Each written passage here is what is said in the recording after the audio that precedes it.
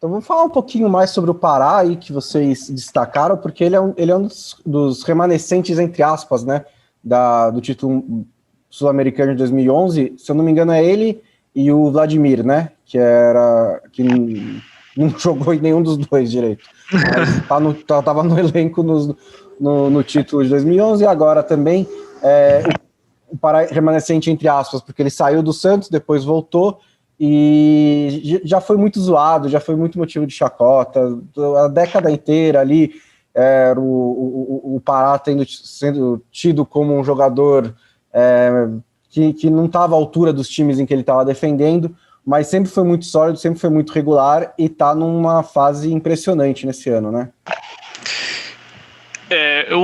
Em relação ao Pará, cara, eu posso falar assim com uma propriedade, porque eu fui um desses caras que sempre zombou do Pará, tá?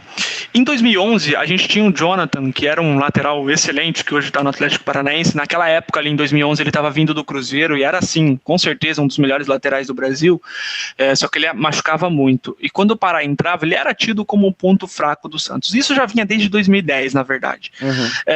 Só que quando ele voltou para o Santos agora, eu fui um dos caras que criticou bastante ele, mas assim, com 3 ou 4 partidas que ele fez, logo depois que ele chegou, eu comecei a notar que o Santos passou a ser mais sólido com ele do que era com o Vitor Ferraz. E falar de solidez de um time com o Sampaoli é um ponto positivo, porque era um time que sofria muito gol. Então, quando ele chegou ali, eu me lembro muito bem disso, foi numa partida contra o Palmeiras, em que ele foi escalado na lateral direita, e ele fez uma partida absurda contra o Palmeiras, absurda. Se eu não me engano, era o William Bigode que estava naquele jogo, e ele conseguiu anular o Bigode. E, cara, essa evolução que ele teve na Libertadores, eu acho que se passa mais pelo espírito que ele transmite do que propriamente pelo que ele joga. A gente falar que o Pará é um excelente jogador, não dá pra gente falar isso, porque é evidente que não é. Mas é um jogador que ele agrega muito pro elenco, ele agrega muito pro time, ele é um cara que ele se esforça muito defendendo, é um cara que pode não ter um apoio tão eficiente, mas é um cara que ele tá ali sempre se oferecendo para estar criando soluções ofensivas para o Santos. E aí eu entro num ponto que eu acho que isso é um dos pontos que eu acho que mais faz a torcida gostar dele. O seu antecessor, o Vitor Ferraz, era muito criticado pelo ponto contrário do que é o Pará. Ele era um jogador que ele ia dar declaração fora de campo, ele dava muita desculpa, era um jogador que defendendo não era tão bom, ele gerava muito dano para a defesa do Santos, assim, porque ele não marcava muito bem. Então, quando o Pará chega e mostra esse espírito de raça, de comprometimento, de não dar desculpa, de se esforçar, eu acho que ali ele ganha a torcida do Santos, e a evolução que ele teve durante essa Libertadores, eu acho que mostra um pouco disso. A torcida ama ele, e aí você vai se perguntar, pô, mas como que a torcida ama um cara que nem é tão excelente assim na posição? Eu acho que é a representatividade mesmo, cara, é do torcedor olhar pro cara ali dentro de campo e falar, pô, esse cara aqui, eu tenho certeza que se ele não jogar bem ou mal, que ele pode, né, jogar bem ou mal, mas eu tenho certeza que ele vai correr pela camisa que ele tem ali, de que ele vai se esforçar.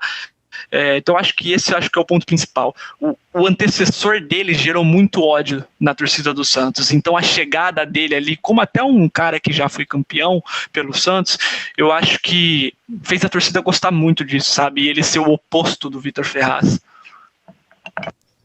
E eu acho também, antes do Arthur falar do Pará, só acho também que as coisas mudam no futebol, né, e o problema é quando você não percebe, ou quando percebe e não admite.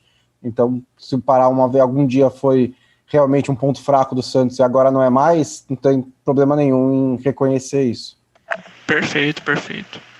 Eu acredito até que passa por essa questão da liderança, né? De ele falar assim, pô, já tive aqui, já fui campeão da Libertadores, já tive também no elenco do Flamengo campeão da Libertadores há 2 anos. Então ele pode ter essa noção, essa mente que, poxa, eu posso carregar também esse espírito de liderança com o grupo do Santos. A gente viu também contra a LDU lá em Quito, altitude, já com 45 minutos do segundo tempo.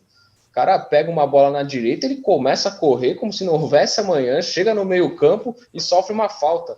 É um cara que começou a correr bastante aos 45 do segundo tempo, com a idade avançada que já tem, né? Um pouco pensando em um jogador da lateral, e é um cara que não pensou nisso e só foi.